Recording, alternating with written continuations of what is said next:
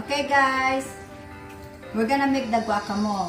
Where is the So since we don't know how to make guacamole really, we're gonna use this package. So I already cut all the avocado. Look at this, it's no good. I have another one though. So this is, we bought it from Amor. She sells the avocado. But before, in our backyard, we have a lot of this, but I don't think we have it now. So there you go. So according to preparation, we're just gonna do like this. We need 3 avocados. We needed chips for this. We have to go to town and get it. Wala tayong chips. Avocado guacamole. I think that should be enough.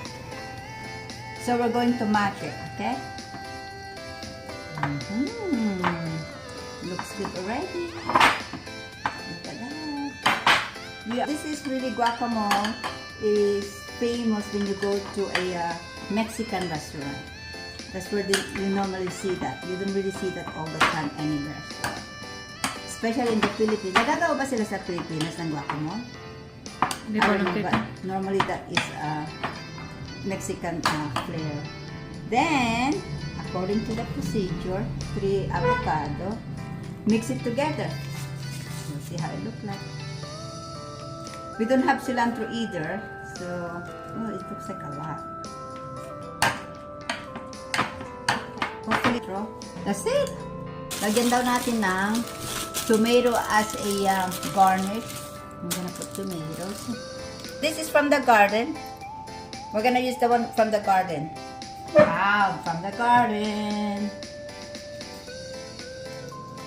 So this is our garnish. We're gonna put in tomato, and this tomato is from our garden. Halo-halo, mix, mix, mix.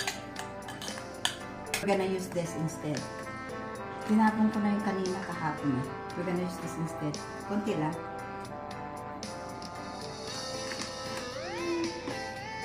Alright, I want you to try Lenny. See what you think, okay? Lenny's gonna try it.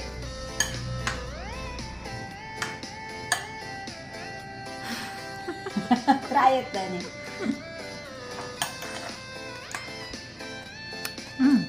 Sarap. What do you think? Masarap. Oh, really? Let me try it too. Sabi niya masarap. You need chips. Yeah.